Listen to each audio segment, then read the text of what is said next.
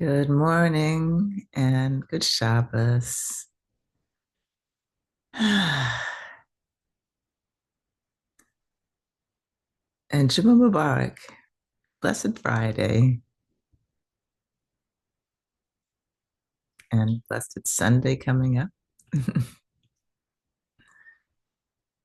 um, so this week, the Torah portion is Noah.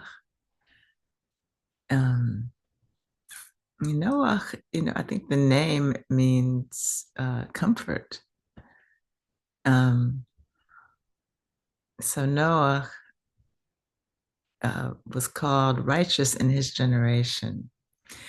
And some of the commentary um, says that that's a kind of a qualified righteousness. Well, he was righteous for his generation because his generation was so terrible.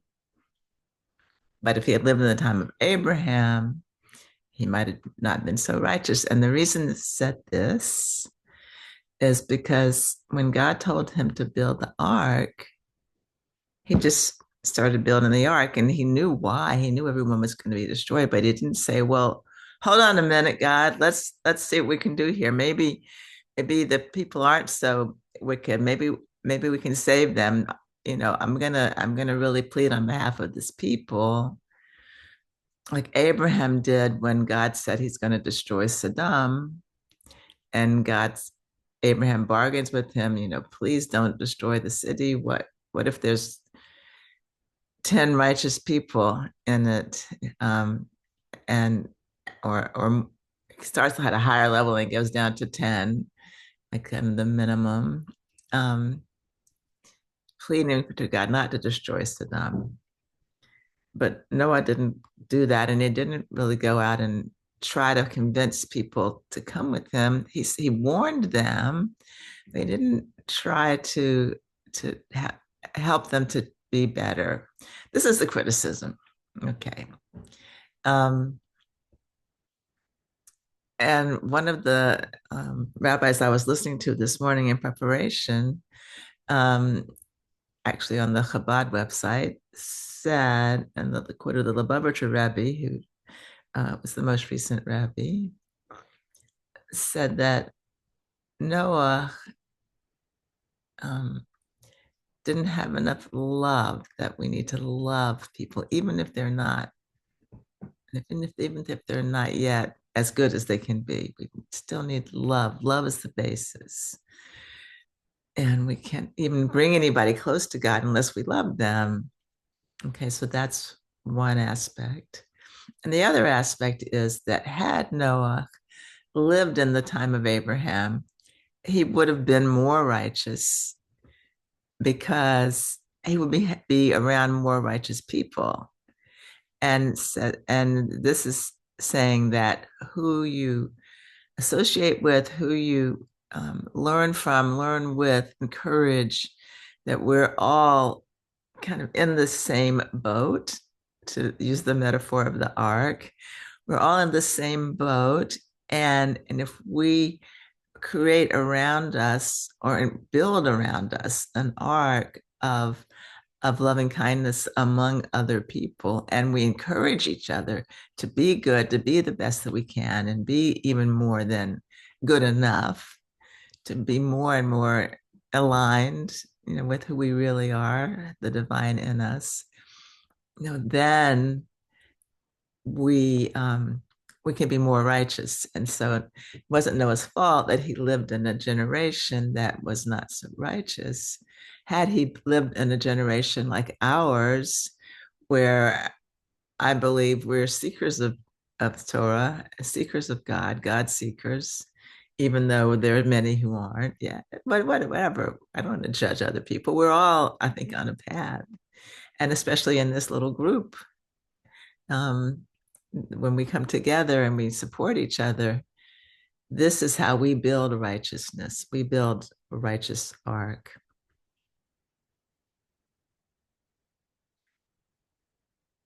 And so by coming together, we choose to create an ark, um, not just for ourselves, but for all of us.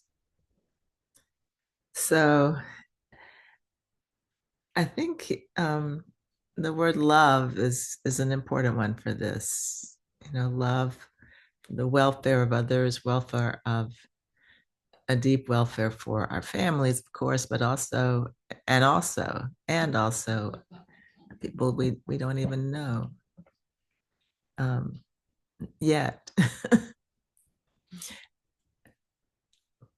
So I have a story to tell, but I want to see if I can make it really short. The other day, I think it was Monday, I was late to a doctor's appointment, and I was getting out of the car. And this is a very important doctor's appointment. I see this doctor like every 2 years. So I got up, getting out of the car, and my door opened, but I couldn't. There was a car next to mine, and I wasn't able to stop it from hitting the other car. So I quickly got out and I looked at the other car. I didn't see really bad. Maybe I saw a little scratch, but well, that's hopefully it's not. Maybe it was there already. I don't know. I just rushed into like the car, rushed into the doctor. And I came back out. I had another appointment somewhere else. I came back out around a few hours later. I saw a note on my windshield. You scratched my car. You're gonna have to pay for it.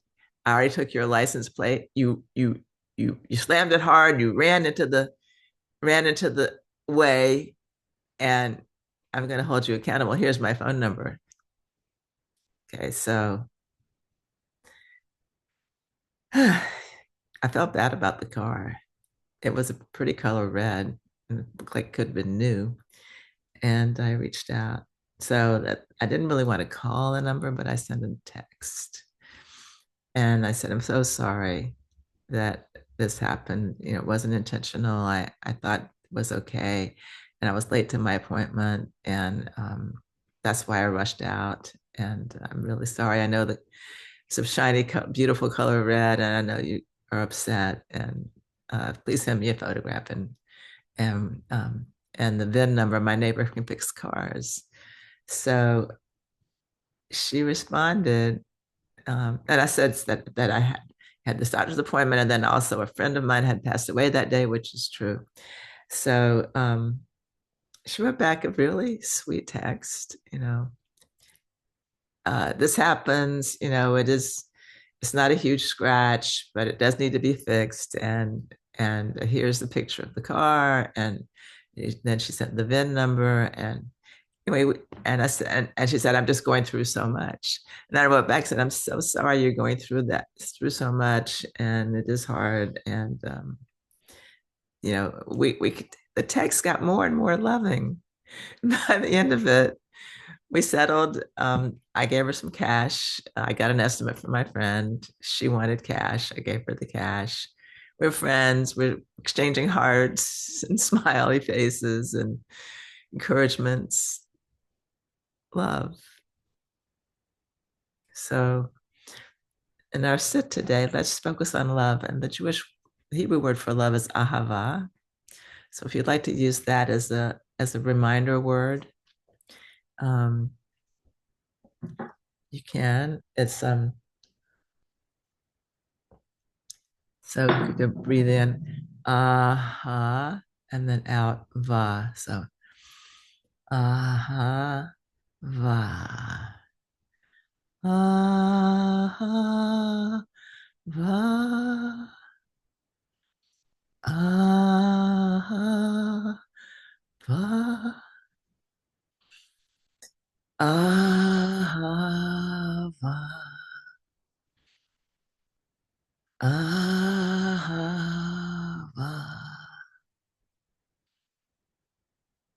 You can breathe it in and breathe it out.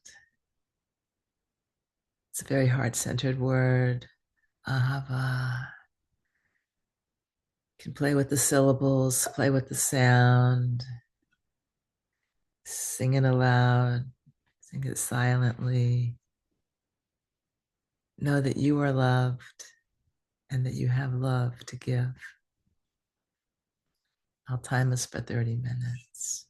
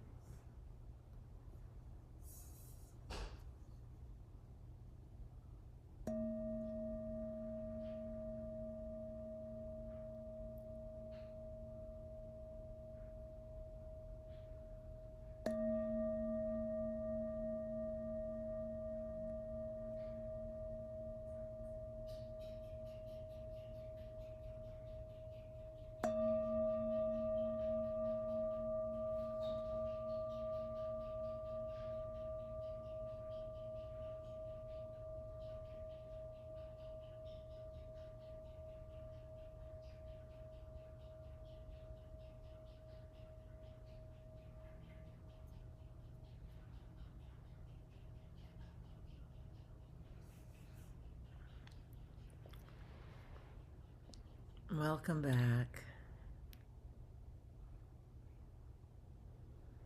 Ahava,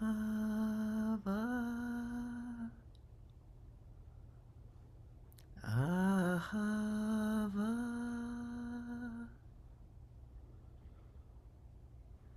ahava,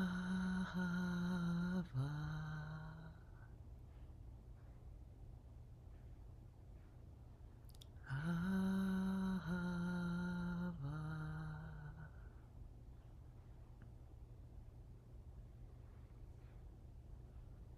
That little melody was whispered to me by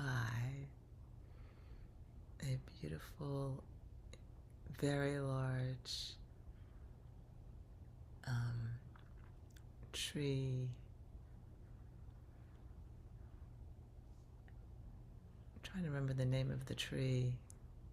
I used to think it was silver maple, but it's something different. Anyway, it's a gift from the plant world to the human world.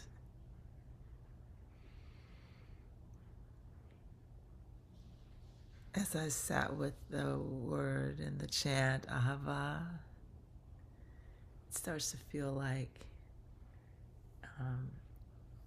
maybe that's our arc, this love that we unfold,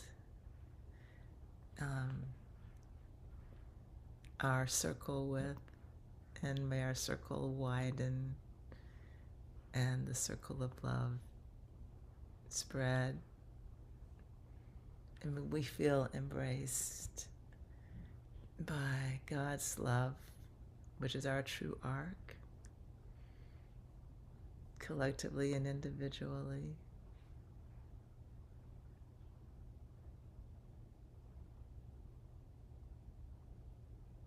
Shabbat Shalom.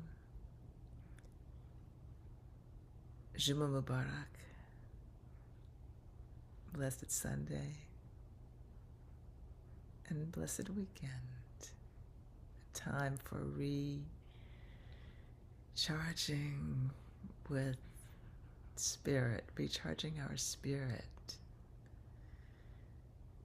The 5-day work week is not true for everyone anymore.